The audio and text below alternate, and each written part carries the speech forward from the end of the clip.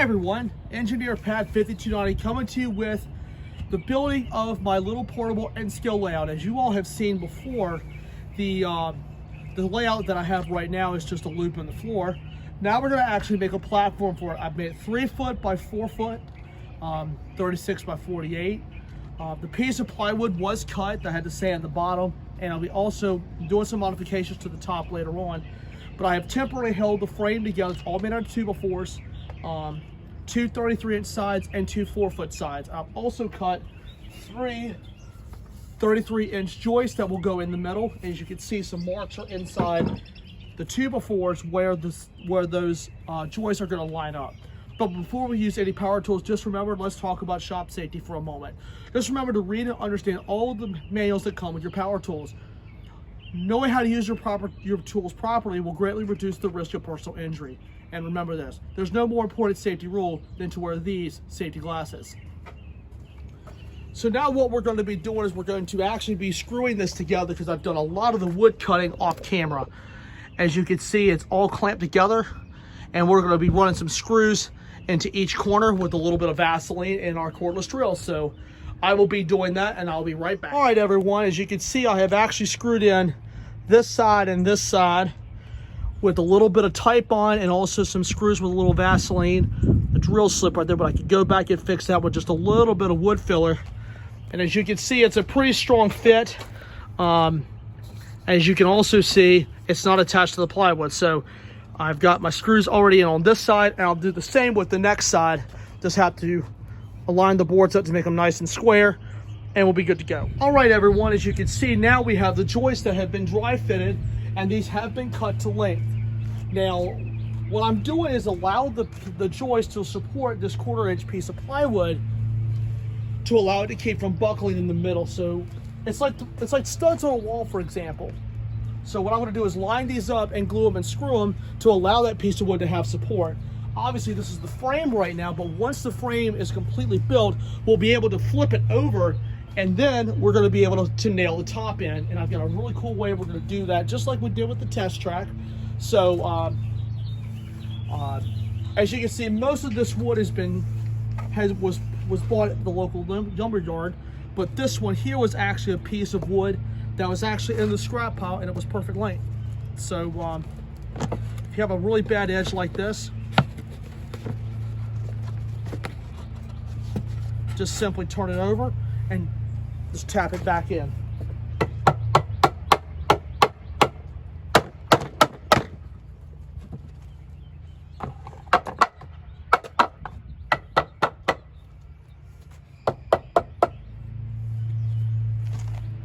Now that's in there, and that ugly side will not show. So what I'll do is I'll go ahead and get everything all squared up, and we're going to go ahead and assemble this part, and we have a newly built frame. All right, everyone, we're going to go ahead and get the middle stud first. We're going to take a little bit of glue. As Norm Abrams says, it's time for a little assembly. A little glue on that end. Some glue there. Spread it around with the tip. And now we set it in.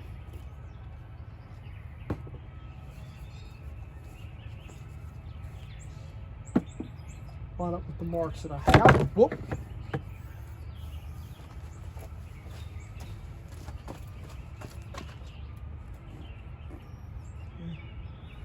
Get a little bit of glue up there, it's okay. Just wipe it off and just keep on trucking. So, got this one all set.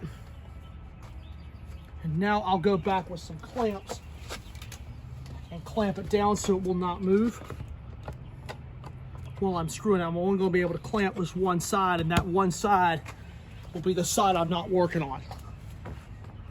So, now it's time for the fun part.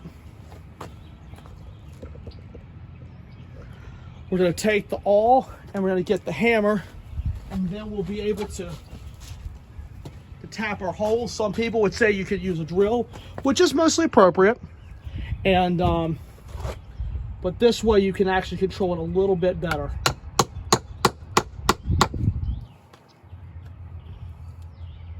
And the awl is sometimes perfect for those projects where you want the hole specifically in a specific spot.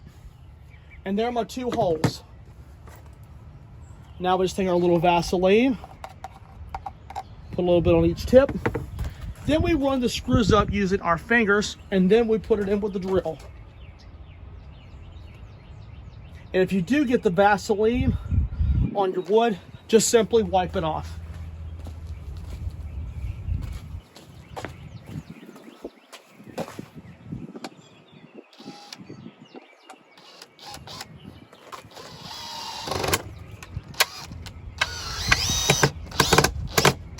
Perfect.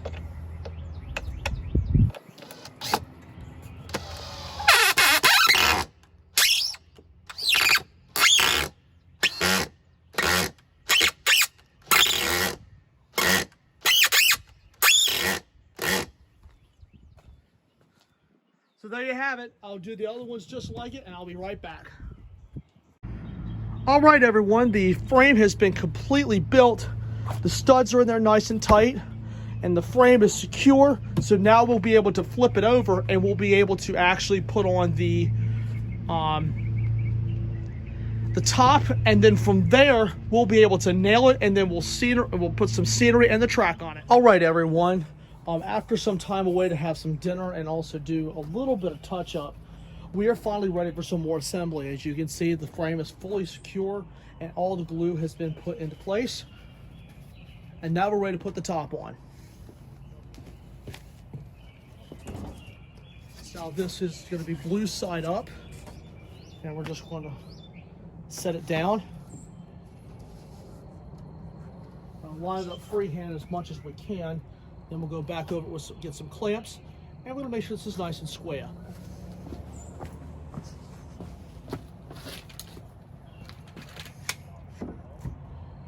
In case the board does warp a little bit, clamp it at the corners and put a clamp in the middle of each of the boards. It'll allow it to stay nice and firm.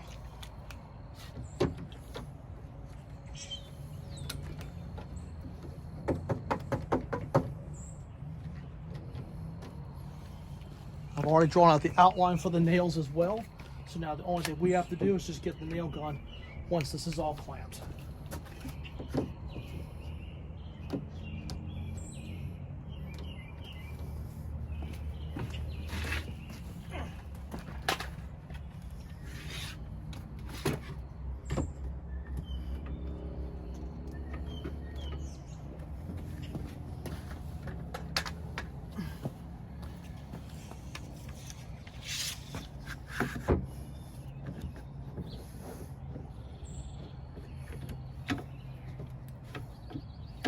All right, our board is clamped. I will make sure everything's ready to rock and roll, and we're going to go ahead and put some nails in. All right, everyone, now the time has come to put some nails in it. As you can see, this pencil line right here is the thickness of a 2x4. That gives me the area of where I can put the nails in safely without going through the plywood and or having an exposed nail.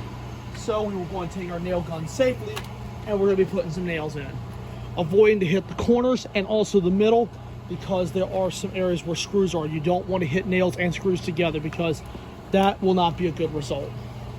So we can take our nail gun safely, and we're going to put some nails in her.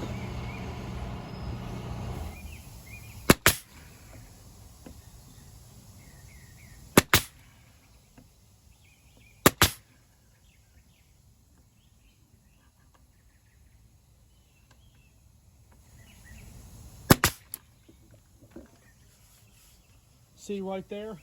Nice and smooth. Nice and smooth. Get rid of the weight, and we're going to go and do the same thing until the next corner. I'm going to the camera a little bit where you can see the process.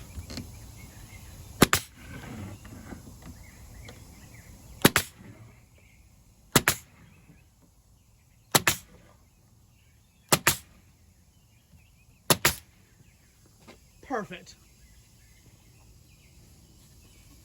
Always check below to make sure there's nothing exposed, and nothing isn't. So I'll go around to the other side, I'll do the same thing.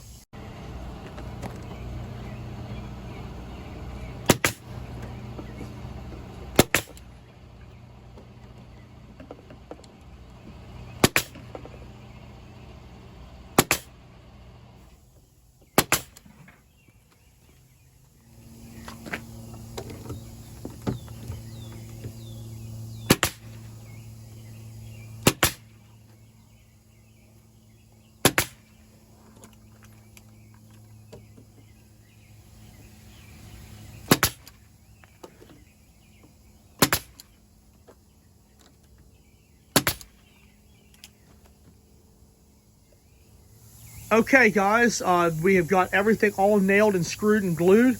Now what we'll do is we'll take the 2x4s and we're going to have them lightly sanded, and then I'll put some stain on the 2x4s, and we're going to also paint the top of this dark green, and also we're going to do a track layout before I do the top for the stream. So definitely want to look into that, because that's going to be something really cool. So I will stain these off camera with probably a cherry or mahogany stain, and then we'll be going from there. So lots more to come on this project. Hey everybody, real quick, we do have an update on this. As you can see, I have stained the 2x4s with some cherry stain. I've done 4 small coats with it, and that's actually in the process of drying. I put 2 on last night and 2 on this afternoon.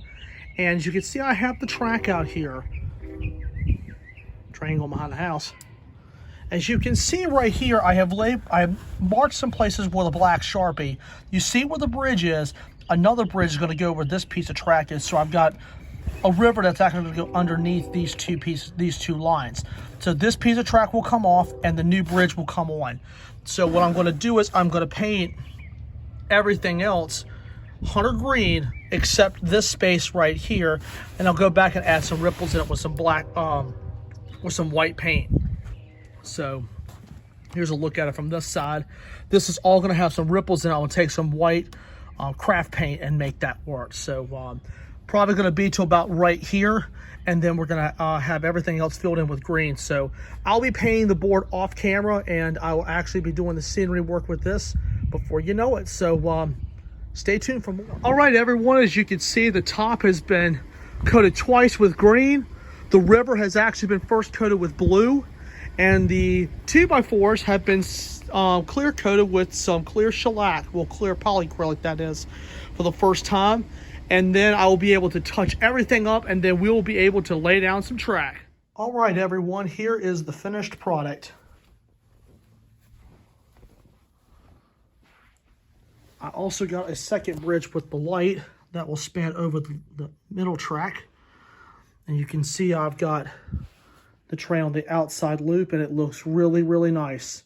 And even down there, the wood chip cars have made their appearance. So now the only thing I have to do is just add some buildings and some other scenery work, and that's it.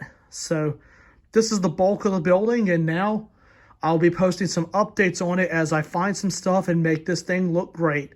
So anyway, guys, I hope you all enjoyed, and I'd like to thank you all so much for watching.